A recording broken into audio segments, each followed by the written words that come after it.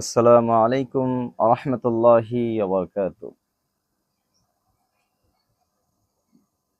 ইন্নাল হামদুলিল্লাহি ওয়াহদা আসসালাতু ওয়াসসালামু আলা মুহাম্মাদি ওয়া আলা আলিহি আজমাইন। আলহামদুলিল্লাহ। সম্মানিত দর্শক শ্রোতা, আজ আমি আপনাদের সামনে নতুন আরেকটা ভিডিও নিয়ে হাজির হয়েছি। ইনশাআল্লাহ মনোযোগ দিয়ে শুনবেন।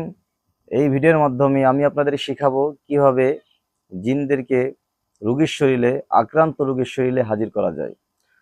তো এই ভিডিওটির মূল পর্বে যাওয়ার আগে আমি কিছু কথা বলে নিতে চাই, একটু মনোযোগ দিয়ে শুনবেন। দেখেন, যদি কোনো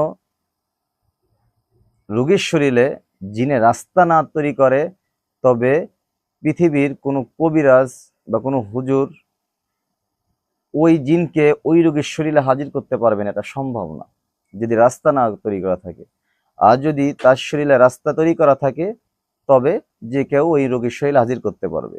হাজির করার এক একজন এক এক রকম আমল করে থাকেন। তো আমি আজ একটা নতুন আমল শিখাবো, যেভাবে আপনারা হাজির করতে পারবেন। এই জন্য এই ভিডিওটা আপনারা মনোযোগ দিয়ে শুনবেন। যদি আপনারা কোনো আক্রান্ত ব্যক্তি যার উপরে জিন হাজির হয় আপনা আপনি হয়ে থাকে, অনেক সময় দেখা যাচ্ছে আপনারা যে আমলটি জানেন, জিন অনেক শক্তিশালী হওয়ার কারণে হাজির নাও হতে পারে, আপনারা ব্যর্থ হন। ওই রোগীর ক্ষেত্রে এই আমলটা প্রযোজ্য হবে ইনশাআল্লাহ। আপনি প্রথমে 11 বার দুরূদ ইব্রাহিম পড়ে নেবেন। সূরা ফাতিহা 3 বার পড়বেন। মনে রাখেন যে প্রথমে আপনি 11 বার দুরূদ ইব্রাহিম পড়বেন, সূরাতুল ফাতিহা 3 বার পড়বেন, আপনি তাওবা ইস্তেগফার পড়বেন কিছুবার, 2 থেকে 3 বার পড়ার পরে আপনি যদি কোনো ইসমে আজম জেনে থাকেন, সেই ইসমে আজম আপনি 11 বার পড়বেন। পড়ার পরে সূরাতুল আর রহমান, এই সূরা রহমানের আপনি 33, 34, 35 এই তিনটি আয়াত, 33, 34, 35 এই তিনটি আয়াত আপনি বারবার করে ওই রোগীর সামনে পড়বেন আর তার শরীরে ফুঁক দেবেন। ফুঁক দেওয়ার পরে বারবার করে যখন ফুঁক দেবেন, এভাবে করে দেখা যাচ্ছে যদি জিন শক্তিশালী না হয়, তবে দ্রুত 2-1 বার পড়ার পরে, আর যদি আপনার আমলের জোর থাকে, তবে 2-1 বার পড়ার পরে জিন হাজির হয়ে যাবে। আর যদি দেখেন যে আপনি কয়েকবার পড়ছেন জিন হাজির হচ্ছে না, তখন আপনি কি করবেন?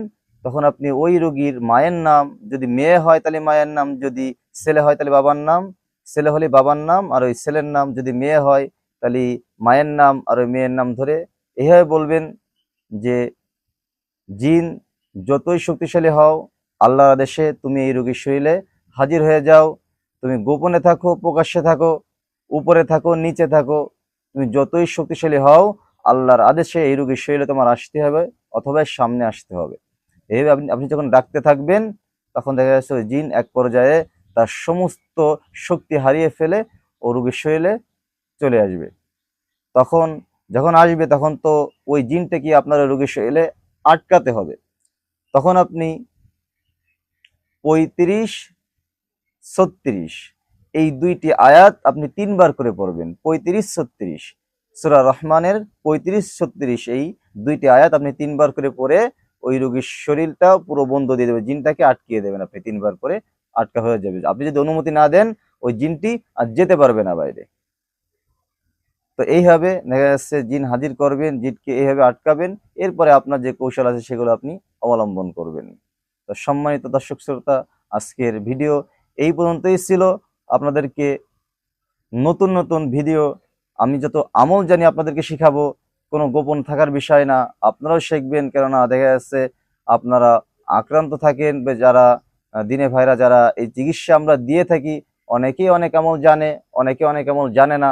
আমরা যে যেটা জানি সকলের সামনে পৌঁছিয়ে দেব, যেন সকলেই এই আমলগুলো করতে পারে এবং এই সেবাগুলো সমগ্র মানুষের মাঝে দিতে পারে। কেননা জিন এটা হচ্ছে আমাদের প্রকাশ্য শত্রু, এরা হচ্ছে আমাদের সামনে পিছনে, এরা সব সময় আমাদের ধোঁকা দিতে থাকে, আর এরা আমাদের জাদু করতে থাকে। এদেরকে আমরা দেখতে পাই না। এই জন্য এদের জাদু থেকে বাঁচার জন্য বা এদেরকে পাকড়াও করার জন্য যত আমল আছে, আমরা সকলের কাছে যেন পৌঁছে দিতে পারি। আল্লাহ যেন এই সুযোগ আমাদেরকে তৈরি করে দেই। দেখা হবে কোনো নতুন কোনো আমলের ভিডিও নিয়ে। আল্লাহ যেন আমাকে হায়াতে তৈয়বা দান করে, আপনাদেরকেও হায়াতে তৈয়বা দান করে। আমিন। আসসালামু আলাইকুম ওয়া রাহমাতুল্লাহ।